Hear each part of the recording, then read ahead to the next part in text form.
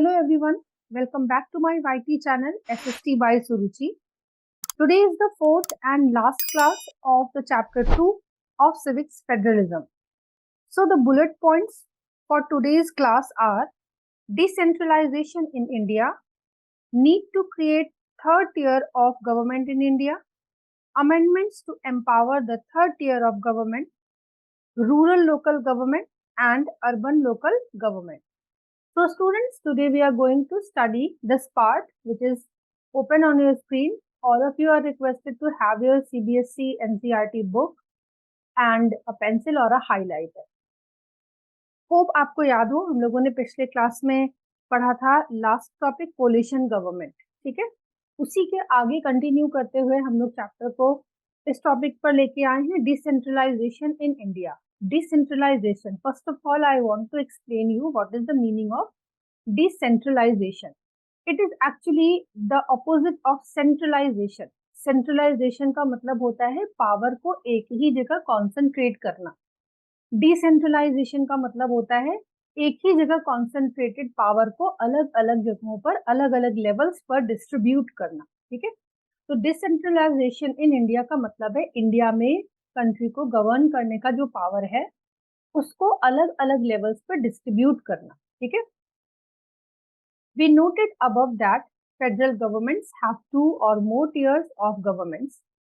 We have so far discussed the two tiers of government in our country. हम लोगों ने clearly पहले ही पढ़ा है, हमारी कंट्री में two tier of government exist करती है, यानी कि एक सेंट्रल गवर्नमेंट है जो रिस्पॉन्सिबल है पूरी कंट्री के लिए, और स्टेट गवर्नमेंट्स होती हैं हर स्टेट के वेलफेयर काम के लिए, एडमिनिस्ट्रेशन के लिए रिस्पॉन्सिबल, ठीक है। But a vast country like India can not be run only through these two tiers. That is very much obvious. हमारी पॉपुलेशन है, हमारी कंट्री इतनी ज्यादा वास्ट है, इतनी डाइवर्सिटी है, तो इसको केवल दो टियर्स या दो लेवल ऑफ गवर्नमेंट से चलाना थोड़ा मुश्किल काम है। States in India are as large as independent countries of Europe. ये भी बिल्कुल फैक्ट है, आप जानते ही हो, कई यूरोप की कंट्रीज के बराबर के तो हमारे केवल स्टेट्स ही हैं। In terms of population, Uttar Pradesh is bigger than Russia, Maharashtra is about as big as Germany. बहुत बड़ा कंपैरिजन लिखा है, पूरी रशिया की जितनी पॉपुलेशन है उतनी पॉपुलेशन तो यूपी में है, और जितनी जर्मनी की पॉपुलेशन है उतनी पॉपुलेशन लगभग हमारे पास महाराष्ट्र में है। Many of these states are internally very diverse, और हमारी कंट्री के जो स्टेट्स हैं वो इंटरनली बहुत डाइवर्स हैं, चाहे वो रिलीजन हो, चाहे वो डायलेक्ट हो, चाहे वो कल्चर हो, ठीक है। तो इस डाइवर्सिटी को मेंटेन करना एक चैलेंज से कम नहीं है। देयर इज दस a need for power sharing with in these states. इतनी डाइवर्सिटी को मेंटेन करने के लिए पावर को शेयर किया जाना बहुत ज्यादा जरूरी है। Federal power sharing in India needs another tier of government below that of the state governments, ठीक है। इसका एक सबसे अच्छा तरीका है कि स्टेट गवर्नमेंट्स के अंडर, स्टेट गवर्नमेंट से भी नीचे पावर को शेयर किया जाए और कुछ ऐसी दूसरी लेवल ऑफ गवर्नमेंट्स बनाई जाए जो स्टेट गवर्नमेंट को हेल्प करे। This is the rational for decentralization of power. ये एक अच्छा तरीका होगा पावर के डिसेंट्रलाइजेशन का। जैसे आपने ब्राजील में पहले से पढ़ रखा है कि, ब्राजील में नहीं, बेल्जियम में आपने पहले से पढ़ रखा है कि उन्होंने कम्युनिटी के जितने भी डिस्प्यूट्स थे या केओस था उसको काम डाउन करने के लिए उन्होंने कम्युनिटी गवर्नमेंट बनाई थी। तो ऐसे ही अपनी कंट्री में भी थर्ड टियर की जरूरत बिल्कुल क्लियर थी और थर्ड टियर ऑफ गवर्नमेंट बनाया गया। अब वो कैसे था? Thus resulted a third tier of government called local government, ठीक है। हम अपनी कंट्री में थर्ड टियर ऑफ गवर्नमेंट को बोलते हैं लोकल गवर्नमेंट, ठीक। अब लोकल गवर्नमेंट को भी दो पार्ट्स में डिवाइड किया जाता है, ठीक है। जैसे आप बहुत अच्छे से जानते हैं, छोटे क्लासेस में भी आपने पढ़ रखा है, पंचायत, ठीक है, ग्राम पंचायत जो होती है, और शहरों के लिए होती है म्यूनिसिपैलिटी, ठीक है। तो लोकल गवर्नमेंट भी दो पार्ट्स में डिवाइडेड है कंट्री में। ये फ्लो चार्ट है, आप देख सकते हैं, इसमें आपको चीजें अच्छे से क्लियर हो जाएंगी। When power is taken away from central and state governments and given to local government, it is called decentralization. Here you can see a correct definition. ठीक है, अगर आपको डिसेंट्रलाइजेशन की डेफिनेशन लिखनी हो तो इस लाइन का आप इस्तेमाल करेंगे क्योंकि परफेक्ट लाइन है. ठीक है, जब पावर सेंट्रल और स्टेट गवर्नमेंट से भी छोटे स्तरों पर डिस्ट्रीब्यूट किया जाता है, लोकल गवर्नमेंट में डिस्ट्रीब्यूट किया जाता है, तो उसको बोलते हैं decentralisation. The basic idea behind decentralization is that there are a huge number of problems and issues which are best settled at the local level. ठीक है, अब third tier of government create करने के पीछे, यानी लोकल गवर्नमेंट क्रिएट करने के पीछे का एम क्या था, आइडिया क्या था. ऐसी कई सारी प्रॉब्लम्स होती हैं, ऐसे कई सारे इश्यूज होते हैं जिनको लोकल लेवल पर ही सेटल किया जा सकता है. जरूरी नहीं है आप उसको स्टेट लेवल पर या सेंट्रल लेवल पर लेकर जाएं. People have better knowledge of problems in their locality. कई सारी ऐसी प्रॉब्लम्स होती हैं जिनका सोल्यूशन लोकल लोग बहुत अच्छे से जानते हैं और वो सोल्यूशन मिल भी सकते हैं. They also have better ideas on where to spend money and how to manage things more effectively. Besides, at the local level, it is possible for the people to directly participate in decision making. ठीक है, जो local लोग होते हैं अपनी local problems को solve करने के लिए उनके पास बेटर आइडियाज होते हैं, चाहे वो मनी स्पेंड करने को लेकर हो, चाहे अपने चीज़ों को प्रॉपर एफिशिएंटली मैनेज करने को लेकर हो. और एक और बेनिफिट है लोकल लेवल पर पावर को शेयर करने का, कि जो जो बिल्कुल लोकल लेवल के लोग होते हैं, बिल्कुल लो लेवल के भी लोग होते हैं, बॉटम लेवल के, उनको भी डायरेक्ट डिसीजन मेकिंग में पार्टिसिपेट करने का मौका मिलता है, अपॉर्चुनिटी मिलती है. This helps to inculcate a habit of democratic participation. छोटे से छोटे लेवल पर लोगों में ये हैबिट मेंटेन होती है कि वो डेमोक्रेटिक पार्टिसिपेशन को समझें और उसमें पार्टिसिपेशन की हैबिट उनमें इनकलकेट हो. Local government is the best way to realize one important principle of democracy, namely local self government. ठीक है, खुद को गवर्न करने का सबसे अच्छा तरीका यही होता है कि लोकल गवर्नमेंट बनाई जाए.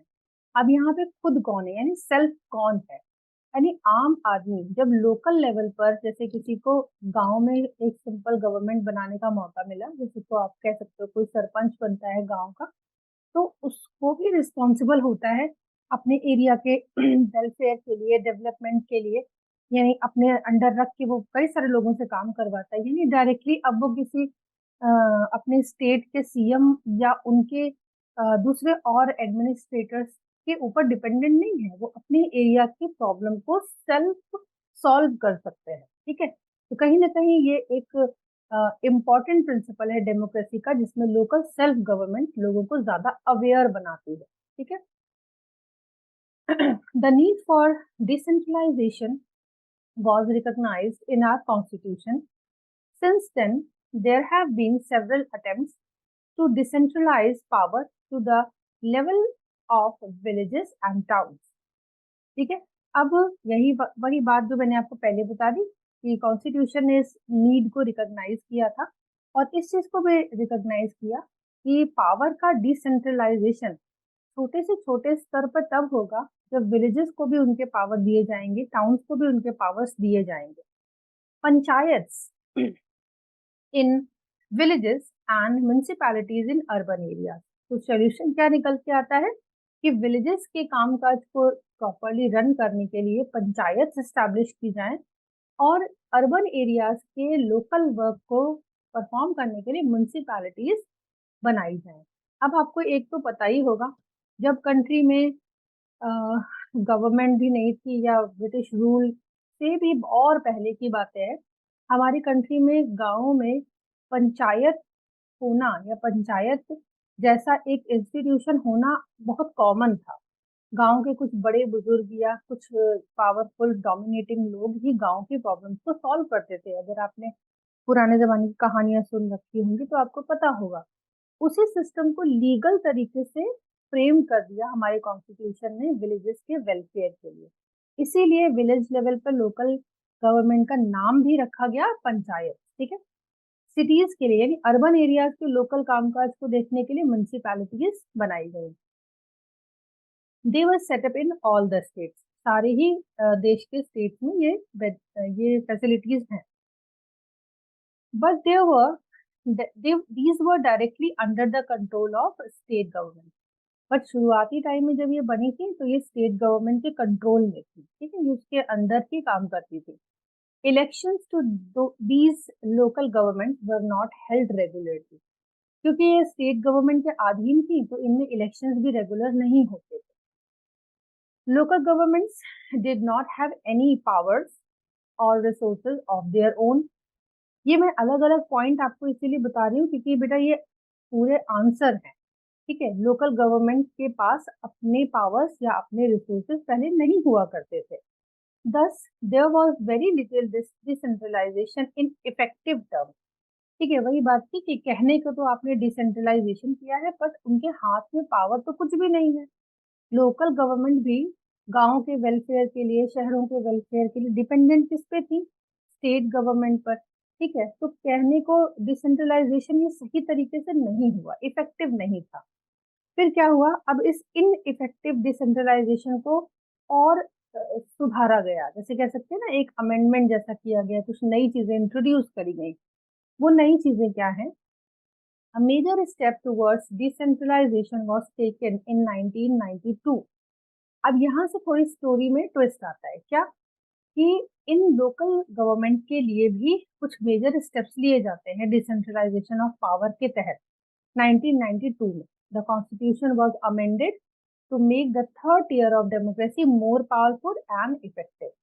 ठीक है, कॉन्स्टिट्यूशन ने कहा कि थर्ड टियर ऑफ डेमोक्रेसी है, इसको ज्यादा पावरफुल और इफेक्टिव होने की जरूरत है और ये तभी होगा जब उनके पावर्स उनके हाथ में होंगे, ना कि उनको अपने पावर्स और रिसोर्सेज आस्क करने पड़ेंगे, मतलब मांगने नहीं पड़ेंगे उनको स्टेट से, उनके पावर उनके हाथ में होंगे।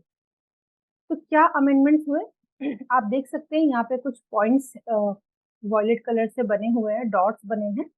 तो ये वो अमेंडमेंट्स हैं जो 1992 में गवर्नमेंट ने कॉन्स्टिट्यूशन में इंट्रोड्यूस किए थर्ड टियर ऑफ डेमोक्रेसी के लिए। जो मैंने बुलेट पॉइंट में बताया ना कौन से अमेंडमेंट्स किए गए थर्ड टियर को एम्पावर करने के लिए, तो ये वही पॉइंट्स है। After 1992 now it is constitutionally mandatory to hold regular elections to local government bodies. ठीक है, पहली जो चीज सबसे सुधारी गई वो क्या था कि अब इनमें रेगुलर इलेक्शंस होने कंपलसरी है, मैंडेटरी है। लोकल सेल्फ गवर्नमेंट में भी रेगुलर इलेक्शंस होंगे। दूसरी इंपॉर्टेंट चीज, seats are reserved in the elected bodies and executive heads of these institutions for the scheduled caste, scheduled tribes and other backward classes. ठीक है, यहाँ पर रिजर्वेशन की बात की गई है कि लोकल सेल्फ गवर्नमेंट में एग्जीक्यूटिव हेड्स जो बनेंगे उनके लिए सीट रिजर्व है और वो किसको बिलोंग करेंगे? शेड्यूल्ड कास्ट, शेड्यूल्ड ट्राइब्स और बैकवर्ड क्लासेस के लिए सीटें रिजर्व कर दी गई। वो इलेक्शन में पार्टिसिपेट करें, अच्छे वोट से अगर वो जीतते हैं तो उनके लिए सीट्स रिजर्व है। Third point, at least 1/3 of their positions are reserve for women. Local government में वुमेन के लिए 1/3 सीट रिजर्व है, ठीक है। Fourth point, an independent institution called the State Election Commission has been created in each state to conduct panchayat and municipal election. ठीक है, जैसे पूरी कंट्री के लिए इलेक्शन कमीशन ऑफ इंडिया है ऐसे ही स्टेट लेवल पर भी है, ऐसे ही लोकल गवर्नमेंट यानी कि पंचायत और म्युनिसिपल इलेक्शंस को कंडक्ट कराने के लिए एक इंडिपेंडेंट इंस्टीट्यूशन क्रिएट किया गया जिसका नाम है स्टेट इलेक्शन कमीशन। इसकी जिम्मेदारी स्टेट के इलेक्शन को भी लुक आफ्टर करने की होती है और लोकल जो पंचायत और म्युनिसिपल इलेक्शन है उनको भी ये देखते हैं, ठीक है, ताकि ये रेगुलर इलेक्शन को कंडक्ट करा सके। फिफ्थ और लास्ट पॉइंट है, the state governments are required to share some powers and revenue with local government bodies. The nature of sharing varies from state to state. ठीक है, अब स्टेट गवर्नमेंट को instructions दिए गए कि आप अपने पावर्स और मिलने वाला रेवेन्यू यानी कि जो आपको टैक्स मिलता है उसको लोकल गवर्नमेंट बॉडीज के साथ शेयर कीजिए, मतलब उनको भी हिस्सा दीजिए ताकि वो अपने कामकाज को ठीक से कर पाए। ठीक है, अब ये जो शेयरिंग है, कितना परसेंट लोकल गवर्नमेंट को देगी स्टेट गवर्नमेंट, ये स्टेट टू स्टेट वेरी करता है। ठीक है, कुछ स्टेट में रेवेन्यू ज्यादा है, कुछ स्टेट में थोड़ा सा कम होगा, तो वो अपने अकॉर्डिंग वो रेशियो मेंटेन करेंगे। नेक्स्ट हम लोग पढ़ने जा रहे हैं रूरल लोकल गवर्नमेंट, फिर पढ़ेंगे अर्बन लोकल गवर्नमेंट। ठीक है, rural local government is popularly known by the name Panchayati Raj. बच्चों इसको बहुत ध्यान से पढ़िएगा, एक लाइन से दूसरी लाइन कनेक्टेड है। ठीक है, तो पहली लाइन आपको बता रही है रूरल लोकल गवर्नमेंट, इसको पॉपुलर भाषा में जानते हैं पंचायती राज के रूप में। ठीक है, आप इंग्लिश में बोलो रूरल लोकल गवर्नमेंट या हिंदी में बोलो पंचायती राज। ठीक, ईच विलेज और a group of village in some states has a Gram Panchayat. ठीक है, या तो हर गांव का या गांव में ग्रुप्स बन जाते हैं हर स्टेट में, उनको बोला जाता है Gram Panchayat. This is a council consisting of several ward members, often called panch and a president और सरपंच। ठीक है, अब ये जो ग्राम पंचायत होती है इनकी काउंसिल बनती है। ठीक है, इस काउंसिल में कौन कौन होते हैं, वार्ड मेंबर्स होते हैं। इन वार्ड मेंबर्स को, ये तो इंग्लिश नेम है वार्ड मेंबर्स, आप इसको हिंदी में क्या जानते हैं, पंच।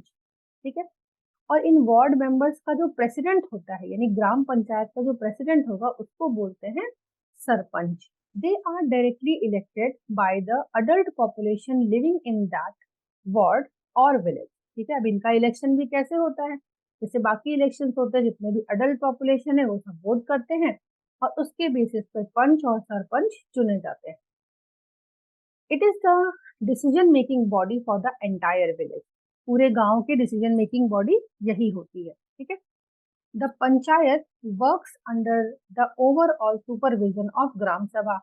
अब पंचायत के ऊपर का इंस्टीट्यूशन कौन है जो उनको सुपरवाइज करता है, वो है ग्राम सभा। ठीक है, पंचायत ग्राम सभा के अंडर में सुपरविजन में काम करती है। All the voters in the village are its members, जितने भी वोटर्स हैं गांव के, वो सब इस ग्राम सभा के मेंबर्स होते हैं। It has to meet at least twice or thrice in a year to approve the annual budget of the Gram Panchayat and to review the performance of the Gram Panchayat। ठीक है, अभी जो ग्राम सभा है इसको साल में, एक ईयर में ट्वाइस और थ्राइस, 2 या 3 बार एक मीटिंग सेट करनी ही होती है। उस मीटिंग में इनको क्या करना होता है, अप्रूव करना होता है एनुअल बजट, और ग्राम पंचायत के एनुअल बजट को अप्रूव करना होता है, और ग्राम पंचायत के परफॉर्मेंस को, यानी कि आप साल भर में आपकी परफॉर्मेंस कैसी थी, इसको रिव्यू करना होता है। ठीक है, ये पैराग्राफ इंपॉर्टेंट है, आप इसको मार्क करके रखिएगा अपने पास। ठीक है, फिर नेक्स्ट पैराग्राफ है the local government structure goes right up to the district level. ठीक है, लोकल गवर्नमेंट किससे कनेक्टेड होती है, डिस्ट्रिक्ट लेवल से कनेक्टेड होती है। A few gram panchayats are grouped together to form what is actually called a panchayat samiti और block और मंडल। ठीक है, यहाँ हम लोग ग्राम पंचायत की बात कर रहे हैं ना, तो यहाँ पे क्या लिखा हुआ, a few gram Panchayat.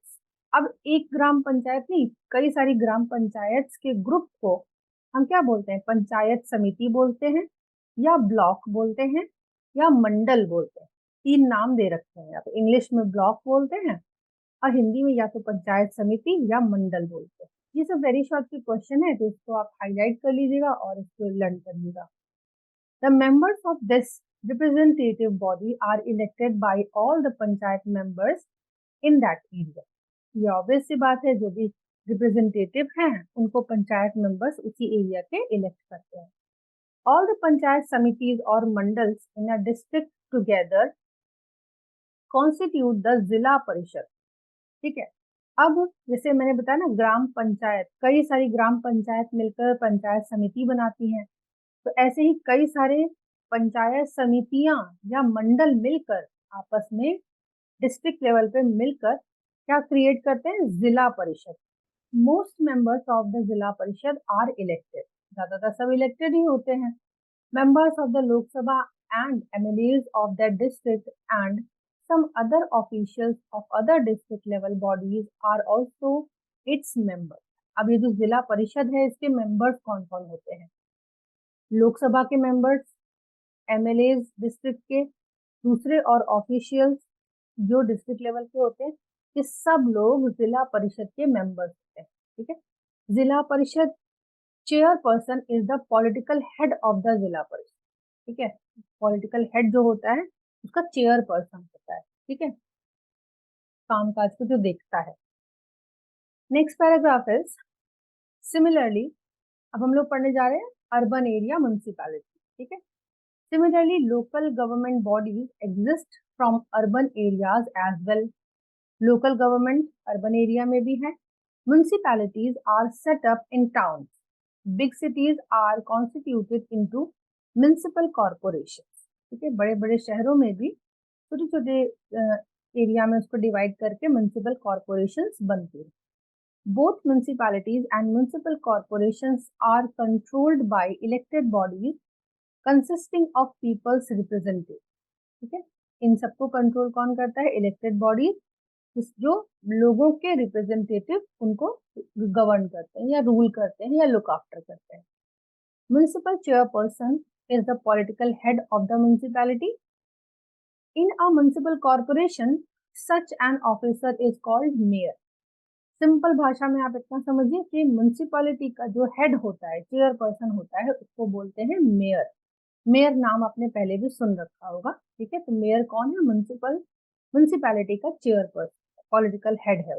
This new system of local government is the largest experiment in democracy conducted anywhere in the world. बच्चों, ये जो लास्ट पार्ट है इस चैप्टर का is a kind of a summary. ठीक है, तो ये जो लाइन यहाँ पे लिखी है इसका मतलब है जो हमारे कंट्री में जो एक्सपेरिमेंट होता है डेमोक्रेसी में, कितने एक्सपेरिमेंट हो गए। लिंग्विस्टिक स्टेट बनाया हमने, कल्चर के हिसाब से स्टेट्स बनाए हमने, भाषा कोई एक नहीं रखी, इंग्लिश को भी इम्पोर्टेंस दी, है ना। अभी थर्ड टियर ऑफ गवर्नमेंट बनाया, उसके भी दो पार्ट्स किए। तो देखा जाए तो हम बहुत एक्सपेरिमेंटेड हैं, है ना। हम पे बहुत सारे नए नए सिस्टम्स अप्लाई किए गए हैं। तो एक तरह से डेमोक्रेसी को हमने एक अलग डायमेंशन दे रखा है कंट्री में।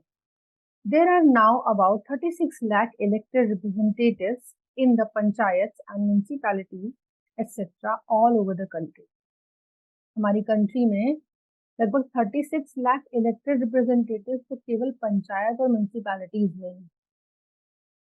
The number is bigger then the population of any countries in the world. ठीक है, ये नंबर तो कई देशों की पॉपुलेशन से भी ज्यादा है।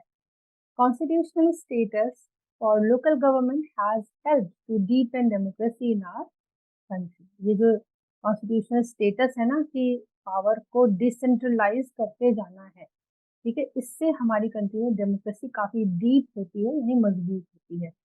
It has also increase women's representation and voice in our democracy.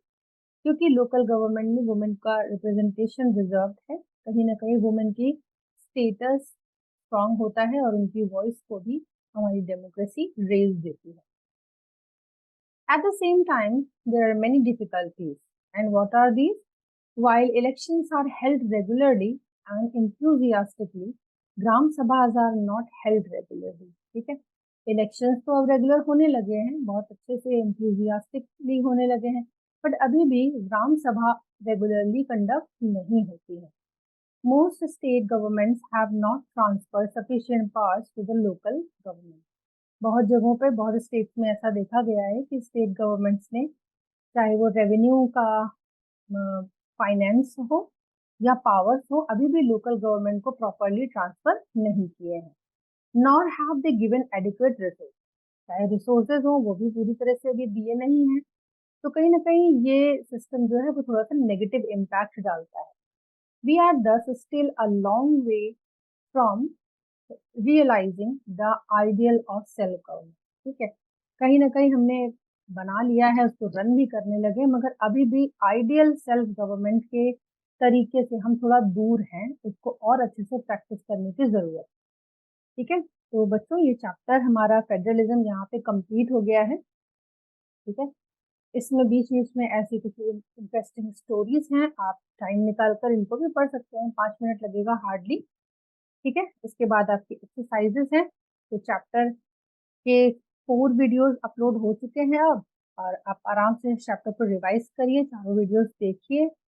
कोई क्वेरी हो, कोई क्वेश्चन हो तो कमेंट बॉक्स में ड्रॉप कर दीजिए। तब तक के लिए आप चैनल से पढ़िए, लाइक करिए, सब्सक्राइब करिए, और जिसको ज़रूरत है डीप एक्सप्लेनेशन की उस तक इस चैनल के लिंक को ज़रूर शेयर करिए। दिस इज़ माय ड्रीम कि मैं सारे पढ़ जो बच्चे डीप स्टडी कर रहे हैं उनको मैं हेल्प कर सकूं। तो आपकी हेल्प मेरे लिए बहुत इम्पोर्टेंट रहेगी ताकि उन सबकी मदद हो सके जो एक्चुअली बहुत अच्छी एक्सप्लेनेशन पढ़ना चाहते हैं। चलिए ठीक है, thank you everyone, good bye. मिलते हैं नए सब्जेक्ट और नए चैप्टर के साथ नेक्स्ट वीडियो में। Thank you everyone.